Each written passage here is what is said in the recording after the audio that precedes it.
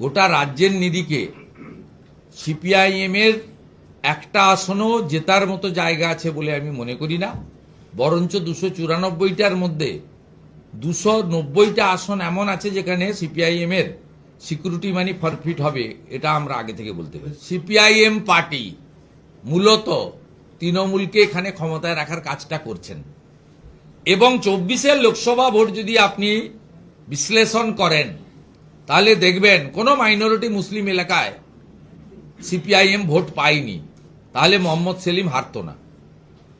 আপনারা উল্টে দেখবেন যাদবপুরের সৃজন বাবু থেকে দমদমের সুজন বাবু প্রত্যেকেই এমন প্রায় 11 থেকে 12টি লোকসভা আসন রয়েছে মূলত হিন্দু ভোট এবং রাষ্ট্রবাদী ভোটারদের যারা মৌলবাদ, জঙ্গিবাদ এবং অ্যান্টি ন্যাশনাল অ্যাক্টিভিটিজকে আমরা মনে করি সমর্থন করে না, তাদেরকে নো ভোট টু বিজেপি এবং নানাভাবে আমরা ঘুরে দাঁড়াচ্ছি, আমরা ফিরে আসছি, আমরা দমদম জিতছি, আমরা ব্যারাকপুর জিতছি, আমরা যাদবপুর জিতছি, আমাদের শূন্য কাটছে, সেলিম সাহেব আমাদের জিতছেন, তার আসন তো পাক্কা হয়ে গেছে, এইসব নানা কথা বলে যারা তৃণমূলের হাত থেকে বাংলাকে বাঁচাতে চান তাদের একটা অংশকে বিভ্রান্ত করে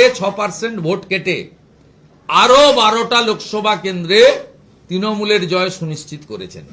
আপনারা ভোট নষ্ট করবেন না, আপনারা নো ভোট টু মমতা করুন এবং ভারতীয় জনতা পার্টি বিশ্বাসযোগ্য এবং প্রকৃত বিকল্প, এটা ইতিমধ্যে প্রমাণিত। গোটা রাজ্যের নিরিখে সিপিআইএম এর একটা আসনও জেতার মতো জায়গা আছে বলে আমি মনে করি না।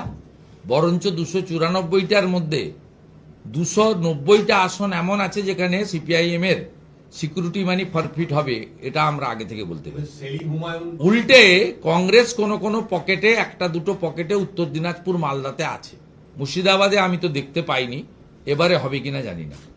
মালদাতে এবং উত্তর দিনাজপুরের দুটো একটা পকেটে, তাও ওখানকার লোকাল লিডারদের জন্য, not as a whole Congress.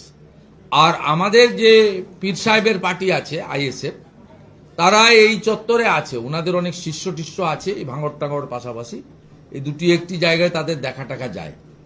আর সার্বিকভাবে তো আমি দার্জিলিং থেকে দীঘা, কোচবিহার থেকে কাকদ্বীপ, লড়াইটা তো দেখছি সরাসরি নরেন্দ্র মোদীজির নেতৃত্বে বিজেপি একদিকে আর দুর্নীতিগ্রস্ত পিসিমণির নেতৃত্বে তৃণমূল অন্যদিকে।